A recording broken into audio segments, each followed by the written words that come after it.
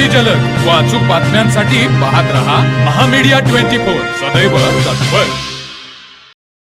शिरोली औद्योगिक वसाहतीमधील Chougule metal private limited कंपनीत ACNS मशीन डबल चालवल्याच्या रागातून तिघांनी एकास मारहाण केल्याने तिघांविरुद्ध शिरोली पोलिसांमध्ये गुन्हा नोंद करण्यात आला आहे।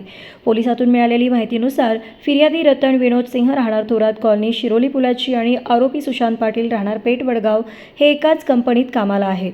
कंपनीतील ACNS मशीन डबल चालवल्याच्या रागातून सुशांत पाटील यांनी आपल्या अन्य दोघा मित्रांच्या मदतीने मंगळवारी रात्री 11 वाजण्याच्या सुमारास रतन सिंह हे आपले काम संपवून घरी जात असताना माऊली काटा परिसरामध्ये वाटेत अडवून शिवीगाळ केली आणि मशीन डबल का चालवलीस असे म्हणून कानाखाली मारली।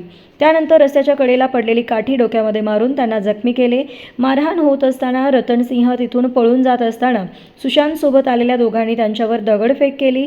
यामध्ये एक दगड त्यांच्या गाडीच्या टाकीवर लागला। त्यानंतर पुन्हा आरोपींनी त्यांना गाठून पाठीमागून डोक्यामध्ये जड वस्तूने मारहाण करून गंभीर जखमी केले। तर मग चला सबस्क्राइब करायला विसरू नका महामीडिया 24 न्यूज चॅनलला। महामीडिया 24 सदैव तत्पर।